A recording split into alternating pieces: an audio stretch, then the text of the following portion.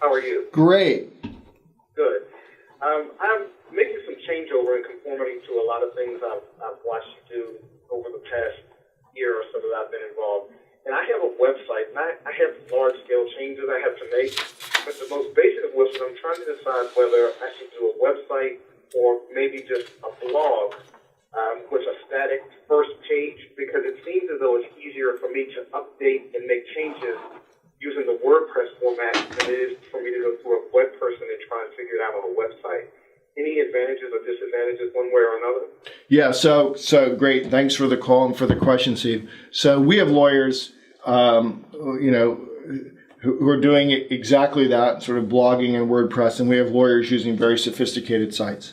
I think that what you want is what you have identified, which is you want a way to have control over that website so that you can make changes. Now, I am not an expert because I don't honestly think about it too much anymore because I'm Tom Foster, and Foster Web Marketing has been so good for us over the years.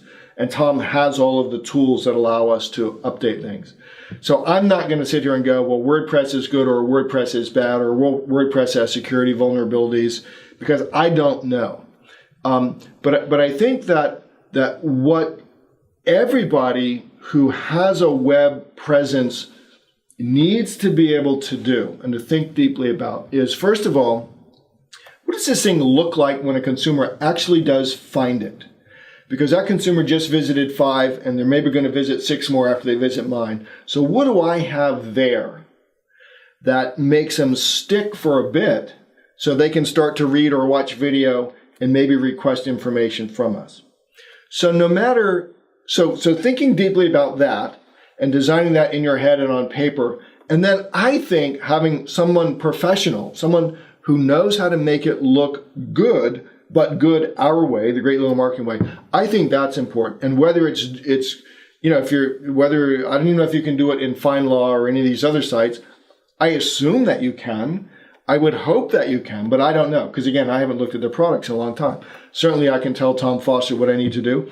And were I to build WordPress sites, and we have some other WordPress sites, the livelifebig.org site is a WordPress site, but I have a designer who I meet with every single week in my office. She does a number of these projects for us so that we can communicate. We can have these discussions about what I want it to actually do.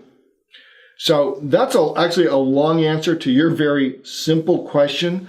But I think that the important point is understanding how we think about solving the problem is critical. And most lawyers skip that step. They go right into solving, what's the tool to help me solve the problem? Let's think about this first. And then for some, absolutely. WordPress works great for me for my ancillary sites. Tom's stuff works great for me for both the greatlegalmarketing.com site and the bengoslaw.com site. But they work great because Tom and I have had many, many, many, many discussions over the years about what it is I want him to do, and he gets it. And a lot of web vendors, they won't get it and they'll fight you on it. Or even if you go out and hire someone, to do WordPress site, they will likely come from a different world than the sort of direct response lawyer marketing world that we are in. So I don't know if that answers, because I didn't give you a WordPress versus something else, but I did give you a way to absolutely to think about how you get to that answer. Does that make sense? Thank you. Yes, it does. Thank you. Alrighty, good luck. I want to when you get something done, send it to me. I'd love to look at it.